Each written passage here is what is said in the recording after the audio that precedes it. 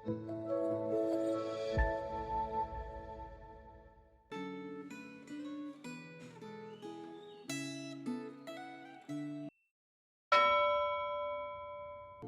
saudara yang dikasih dalam Tuhan, kita akan bersama-sama merenungkan firman Tuhan pada hari ini dengan tema Roh Kudus mempersatukan.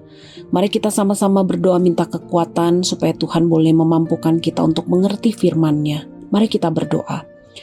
Bapa di surga, terima kasih, kami bersyukur buat kebaikan, kasih setia Tuhan dalam kehidupan kami yang tidak pernah berkesudahan sampai hari ini. Kami masih diberikan kekuatan, kesehatan oleh Tuhan. Dan kami juga bersyukur hari ini kami boleh diberikan kesempatan untuk merenungkan firman-Mu. Kiranya Engkau berkati kami semua, supaya kami boleh mengerti apa yang menjadi isi hati Tuhan bagi kami semua.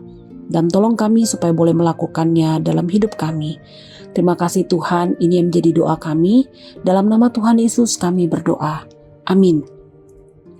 Saudaraku yang terkasih, kita akan sama-sama merenungkan firman Tuhan dari Kisah Para Rasul pasal 2 ayat 4-11, pasal 10 ayat 44 sampai 48, dan 1 Korintus 14 ayat 22.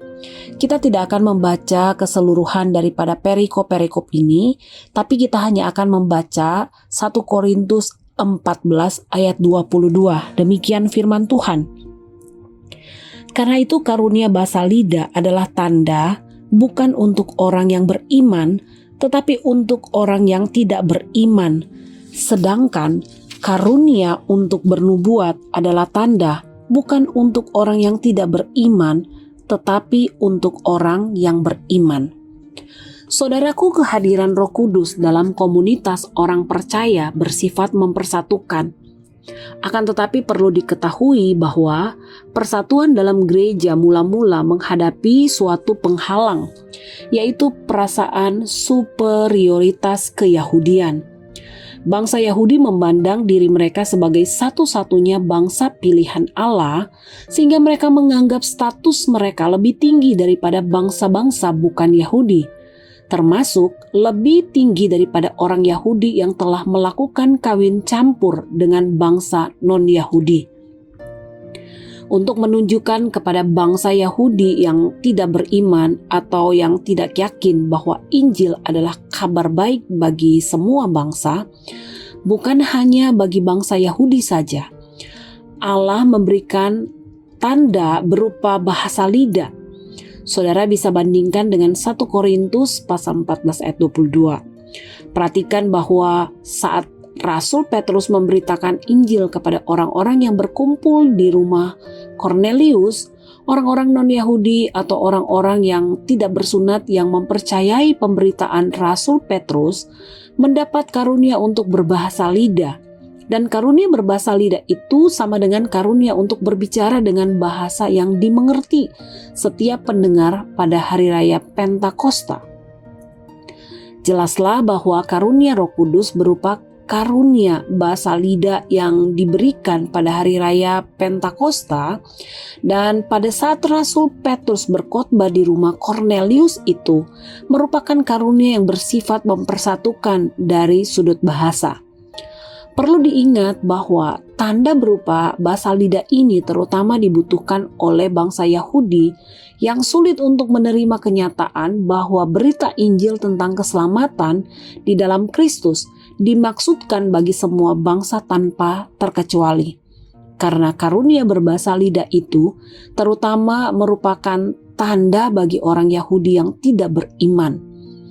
Pemberitaan Injil selanjutnya tidak selalu disertai dengan munculnya karunia berbahasa lidah. Kehendak Roh Kudus tidak mungkin menentang kehendak Yesus Kristus. Oleh karena itu, pekerjaan Roh Kudus selalu mempersatukan orang-orang percaya.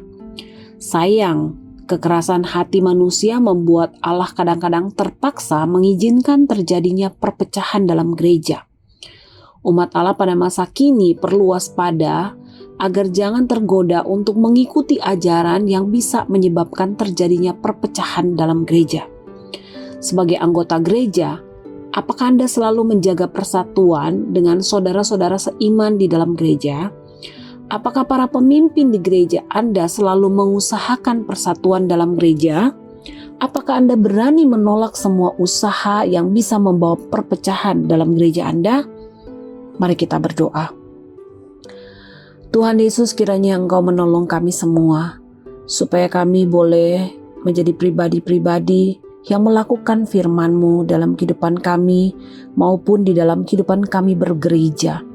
Kami rindu Tuhan supaya gereja kami boleh menjadi gereja yang selalu menjadi berkat dimanapun orang-orang melihat kami berada.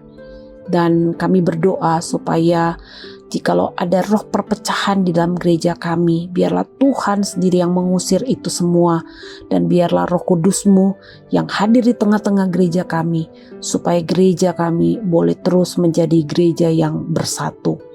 Tuhan, tolong kami semua supaya kami boleh melakukan firman Tuhan ini. Dalam nama Tuhan Yesus kami berdoa dan kami mengucap syukur. Amin.